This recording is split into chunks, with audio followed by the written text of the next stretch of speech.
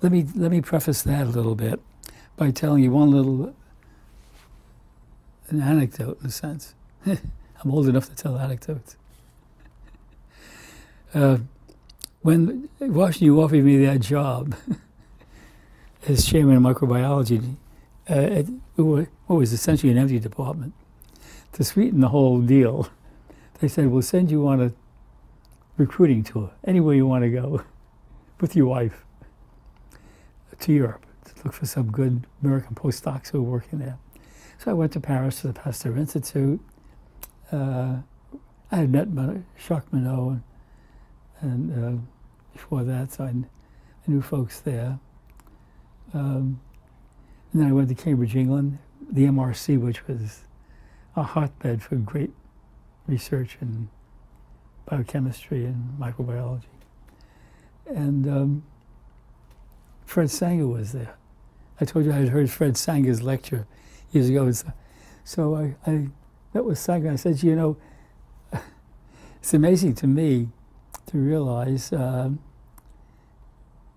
when you made the switch from working with DNCB, which wasn't very effective, to DNFB, how did you know about that? So he said to me, it was obvious, he said, because I read Landsteiner's papers, which were all published in the Journal of Experimental Medicine. Now, that doesn't strike you maybe as very unusual, but here was a guy, Sanger, a terrific organic chemist, very successful chemist, reading the Journal of Experimental Medicine, where Landsteiner published. Science was small then. You know, people talk about convergence now, interdisciplinary research, and make a whole big, you know, commotion about it. Well, people did it then too because the field's so small. So a chemist would read the biomedical literature.